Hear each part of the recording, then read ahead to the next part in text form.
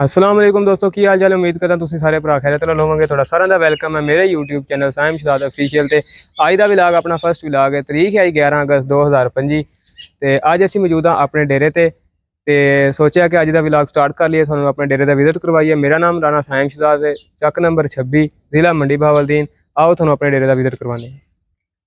तो लो जी दोस्तों, तुसीं यह देख सकते हो, यह साडा डेरा है। यह डेरे का मुकम्मल व्यू है। है दोस्तों अपनी टोका मशीन है तो पट्ठे छट्ठे अपने सुबह टाइम असी आए सी ते पट्ठे छट्ठे अपने कुतर छड़े ने शाम के टाइम। दो दोस्तों है अपना माल बजा होया अंदर, पखे छखे चल रहे हैं। गर्मी का मौसम है, थानू पता है वलैती नस्ल दी गाइयां गर्मी बहुत ज़्यादा करदियां ने। इस वजह तो सुबह सुबह टाइम नाल ही माल अपना अंदर कर देईदा, पखे छखे चला देईदे ने कि माल नू गर्मी ना लगे।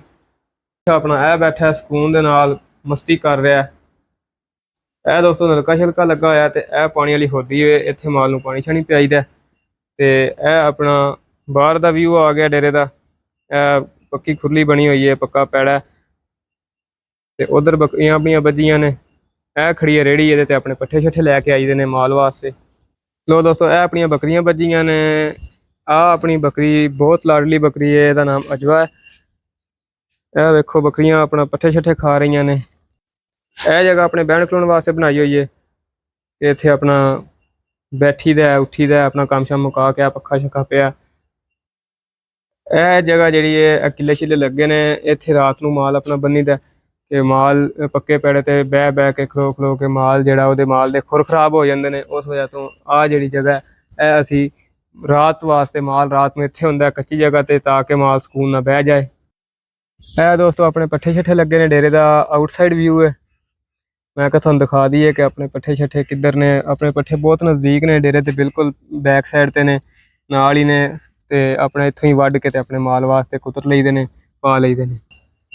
लो दोस्तों गर्मी शर्मी ज़्यादा हो गई है, धुप छुप चढ़ गई है, तो मैं सोचा अपनी बकरियां अंदर बनिए, बकरियां अपनी अंदर करते हैं ताकि बकरियां अपनी सुकून के नाल अपने छावें बहन।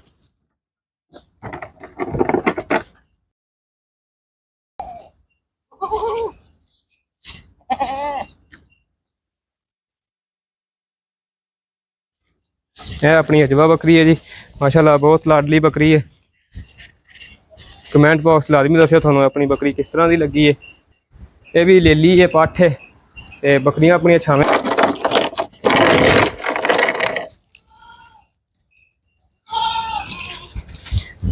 लो दोस्तों बकरियां अपनियां बनिया गई ने अंदर छावें, क्योंकि बाहर बहुत ज़्यादा गर्मी हो गई सी। गर्मी है ही बहुत ज़्यादा। सौन भादों का मौसम है, थानू पता है कहते हैं सौन भादों में तो जट फकीर हो गया सी। ते इस वजह तो बकरियां अपनियां कर दित्तियां ने छावें छावें। तो दोस्तों बकरियां अपनी बज गई ने, माल भी अंदर बज गया। तो अज का व्लॉग करते हैं इत्थे ही एंड।